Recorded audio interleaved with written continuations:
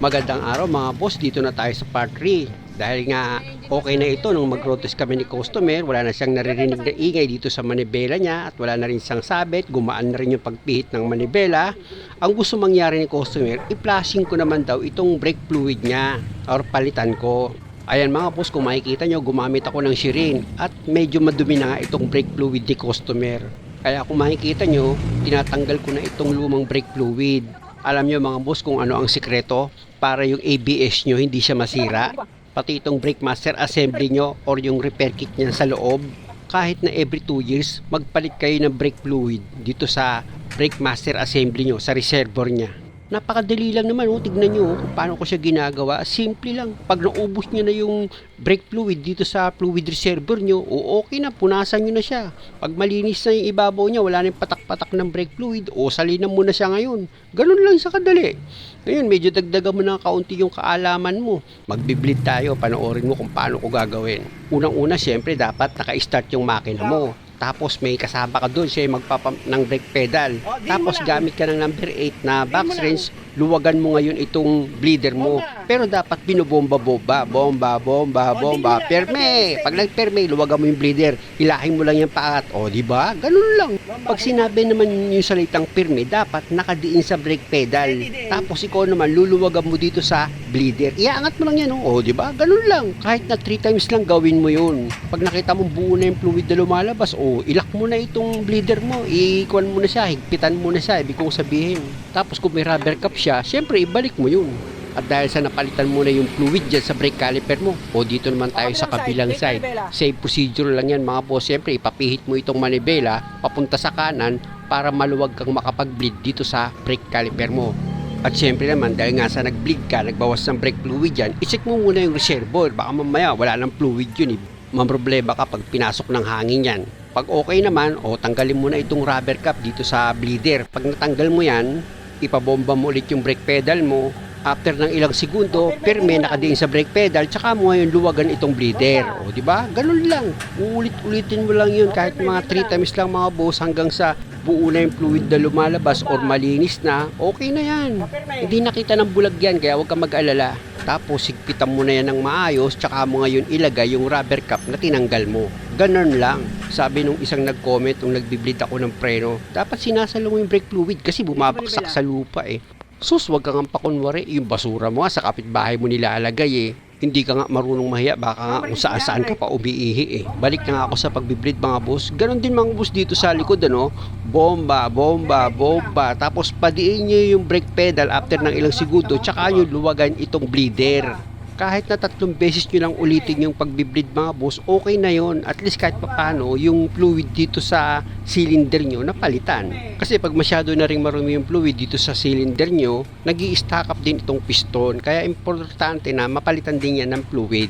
At pag okay na yung pagbi-bleed nyo, syempre yung cap mga boss, huwag nyo kalimutang ilagay. Kasi pag wala yung cap nyan, pwedeng magbara itong bleeder pag napasukan siya ng dumi. Dito naman sa kabilang side mga boss, gaya ng sinabi ko, bomba. After ng ilang segundo, pirme, nakadiin sa brake pedal, luwagan mo yung bleeder. Diba? Ganun. Tapos uulitin nyo lang siya ulit hanggang sa makatatlong beses kayong mag-bleed dito sa wheel cylinder nya. Alam niyo ba kung magkano sinisingil si customer dito sa pag-flashing lang nitong brake fluid? 7,000 pa rin. Grabe puro 7,000. Kaya ko nga ito ginagawa ngayon dahil nga sa umatras na siya sa laki ng singil. Gusto ko nga i-video yung quotation kaya lang nakakaawa. Pagkatanda ko yung unang quotation kay customer aabutin ng 40,000 mahigit Pero yung pangalawa, medyo mababa ng kaunti. Nakita nyo naman mga boss na bleed ko na yung 4 na preno ni customer dito sa gulong. Syempre, matik, itong brake fluid reservoir nya, salinan nyo na yan, i-level nyo na yung fluid. Na hanggat maaari, habang nagsasaling kayo ng fluid, pinapapump nyo yung brake pedal para yung fluid bumaba. Para makuha nyo yung tamang level ng brake fluid. Ilapit ko itong camera mga boss para makita nyo na malinis na nga itong brake fluid nya dito sa reservoir. Ayan diba? Malinis na siya. Palitan na ng bagong fluid At dahil sa okay na ito mga boss, normal naman na yung taas ng brake pedal ni customer, meron pa siyang isang nirereklamo sa akin, yung handbrake niya nga. Matigas, nahihirapan siyang iangat. Uulitin ko mga boss Dahil nga sa sobrang busy ko, hindi ko talaga mabigyan ng schedule si customer. Kaya ang nangyari, na ipagawa niya na ito sa labas. Kaya lang, yung talagang problema niya, hindi pa rin nawala. Kaya kung makikita nyo, ako na ngayon yung gumagawa. Pero itong preno niya mga boss, nagawa na ito. Ang problema na nga lang ni customer after nga magawa, itong handbrake niya sobrang tigas. Pag hinihila niya, check ko nga yung preno niya sa likod, hindi naman siya kapit. Tama naman yung adjustment. Kaya dito na ako mag-a-adjust sa handbrake cable niya. Nakita nyo naman kung ganitong klase yung sasakyan nyo, itong console box, tanggalin nyo lang. May number 10 lang yun na bolt. Tapos ayan yung adjustment ng handbrake mga boss. Pag natanggal nyo yung console box niya, ayan pihitin nyo lang yan pakaliwa para lumuwag. Kasi yung kable nito nakahila masyado siyang banat Kaya sa ginawa ko, niluwagan ko lang. Ayan di ba? Magaan na siya hilahin. Ganun lang siya kadali mga boss. Kumbaga, kung kayo ang magdi-DIY ng sasakyan nyo, basic na basic lang. Pero kung makikita nyo yung quotation ng pagpapagawa dito ni customer sa sasakyan niya, nako, malulula kayo, ang mahal. Tapos ang ending, ako yung gagawa ng back job nung gumawa. Pero kung makapambas sa akin, akala mo mahuhusay gumawa Ilagay ko na nga itong console box, baka maging consolation pa yan. Nakita nyo naman siguro mga boss kung paano ko inilagay itong console box. Malaking bagay na kahit sa pag-adjust lang ng handbrake cable marunong kayo. Nako, napakalaki pala ng singilan dyan, hindi ko alam. Kasi nga, pinakita sa akin ni customer yung dalawang quotation sa kanya. Biro mo yung pangalawang quotation niya, pinatulan na rin ni customer kahit mahal Kung alam ko lang, sana kinontak ko na lang yung mga viewers ko na dahil sa mga video ko. Ngayon, marurunong na sila. Alam nyo mga boss, pati yung mga beginner na mekaniko, nako, nagchat-chat sa akin yan, nagpapasalamat. In-start ko itong makina mga boss, tingnan nyo itong manibela ni customer. Yan yung ginawa ko Dati pag ginagalaw kong ganyan yan, pinipihit-pihit ko itong manibela niya, may parang sumasabit Pero ngayon, kung napanood nyo yung part 2, nag-road test kami ni customer, smooth na yan. After ko nga na magawa itong sasakyan niya, at kaya ko naman yan nagawa mga boss, dahil sa tulong ng Diyos. Pa-texting ko na kay customer itong handbrake niya. Ano? Ha? Magal na. Di ba? Yun lang pitik lang sir. Ha? Pitik lang. Tama ba sir? Tama. Yan, okay. Kasi natin yung preno naman kasi nag-bleed tayo Ikaw na sir mag-drive. Hindi! Ikaw na mag-drive para alam ko. Daya nito Siya kasi yung nagbomba ng brake pedal mga boss. Sabi ko sa kanya, nasa iyo yung buhay ng preno. Kaya kailangan pag sinabi kong perme, nakadiin ka ng maayos. Baka mamaya lamya yung paa mo, hindi masyado nakadiin. Papasukan tayo ng hangin. Kaya sabi ko siya yung mag-drive. Ayaw niya, baka doon may mawala ng preno. Isa sa kagandahan mga boss, pag nagpalit kayo ng brake fluid, ito, lambot ng preno Ha? Tama ba sir? Oo. Lambot kayo. O sister, mamaya, mali yung ko. Pasukan tayo ng hangin.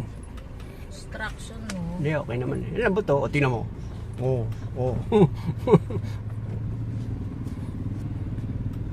Lapat na rin kasi masyado yung fluid. Kailangan nag-flashing yung fluid.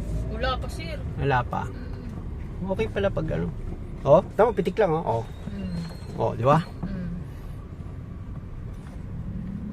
Kasi pag may hangin, lulubog to ma'am. Oo, maramdaman mo agad. Kaya malaking bagay din yung nagpapalit kayo ng brake fluid mga boss dahil nga sa yung fluid kasi mga boss katagalan lumalapot yan na nagiging dahilan kaya tumitigas yung brake pedal nyo pag inapakan. At isa rin yan sa sumisira ng ABS nyo. Pati yung mga piston seal nyo dito sa wheel cylinder, sa brake master cylinder. Kaya yung mga rubber cap niya namamaga dahil nga sa maruming brake fluid. Kaya kung may budget kayo mga boss, bili kayo ng Sirin para yung brake fluid nyo dito sa reservoir, higupin nyo lang nun ay nang gamitin yung panghigop. Huwag kayong mag-alala mga boss kasi wala namang big deal dyan. Basta mahalaga na huwag nyo lang patuyuan ng brake fluid yung brake master reservoir nyo. O kaya naman kahit wag nyo na siyang saidin, magtira na lang kayo ng konti kung natatakot kayo na baka magkaroon ng hangin yung brake master assembly nyo. Basta mabawasan nyo yan yung fluid. Okay na yun at mapalitan nyo siya ng bago. Kahit na hindi na kayo mag-bleed, okay lang yun. Kaysa naman hintayin nyo na mamaga yung mga piston seal nyo, yung rubber cap nyo dito sa gulong, di ba? Dito mahimik ka. Naghanap muna kasi ako ng matatabihan mga boss, kaya hindi ko mailagay itong seatbelt agad-agad. Unang-una tulay lang kasi itong dinadaanan ko, baka makagawa ako ng obstruction. Pag-akit ka ng, pagsasampak ka ng mga ano ma'am, ng mga humps, hanggat maaari, huwag pa diretso mo yung gulong. Ay, I-release mo ng konti yung pag ganyan. Ay, konti lang. Oh. Para hindi ba siya hirap yung ano, mga pangilalim mo. Kasi pag binigdog parang ano bigla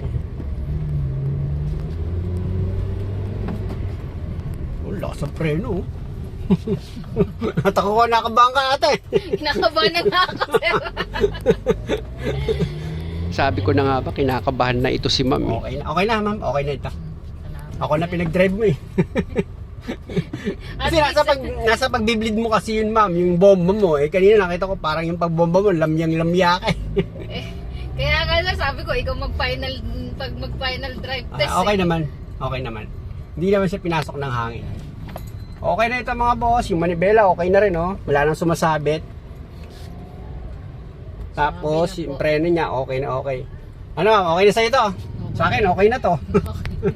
Hindi na ikaw nag-drive, ako na Siya nga pala mga boss, yung video ko kahapon may sumamaan loob.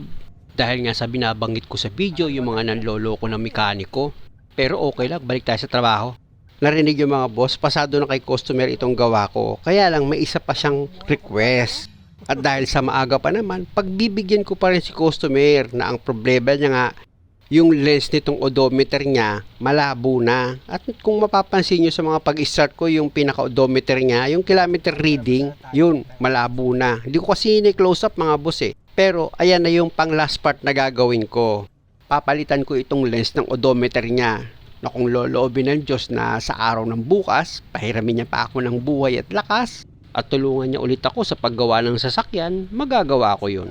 Muli, maraming salamat sa panonood. Sana sa bawat video na ginagawa ko, lagi kayo nakakakuha ng idea. At kung maaari, huwag niyo naman sanang kalimutang mag-subscribe sa channel ko. Maraming salamat.